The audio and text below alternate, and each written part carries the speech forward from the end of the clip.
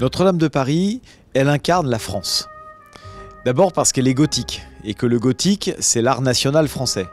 Ensuite parce qu'elle est à Paris et qu'elle est depuis des siècles l'église des rois, l'église des présidents de la République, l'église des écrivains français, comme Victor Hugo par exemple. Et donc, c'est à la fois un édifice du Moyen-Âge et puis un édifice de toute l'histoire de France. Elle a été construite pour être la plus grande des cathédrales, la plus haute des cathédrales. Très rapidement, d'autres cathédrales ont été plus grandes et plus hautes, mais c'est elle qui a lancé la course au gigantisme. Depuis la première pierre en 1163, le projet de Notre-Dame de Paris, c'est un projet colossal. On a une cathédrale prévue pour faire 121 mètres de long, 40 de large, 33 mètres de hauteur à l'intérieur.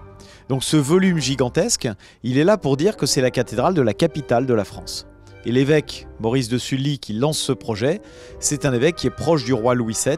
Il a des grandes ambitions pour la France, qui est à cette époque le royaume le plus peuplé d'Occident. Paris, c'est la plus grande ville d'Occident, et donc il lui faut une cathédrale à sa mesure.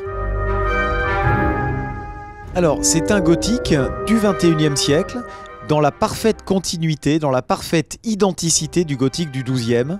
C'est une cathédrale d'aujourd'hui, parce que justement, on n'a pas rasé la cathédrale d'hier. Si Notre-Dame avait brûlé au Moyen-Âge, on aurait reconstruit une cathédrale à la mode de l'époque où elle aurait brûlé. On ne pouvait pas faire table rase, on ne pouvait pas reconstruire Notre-Dame autrement qu'à l'identique.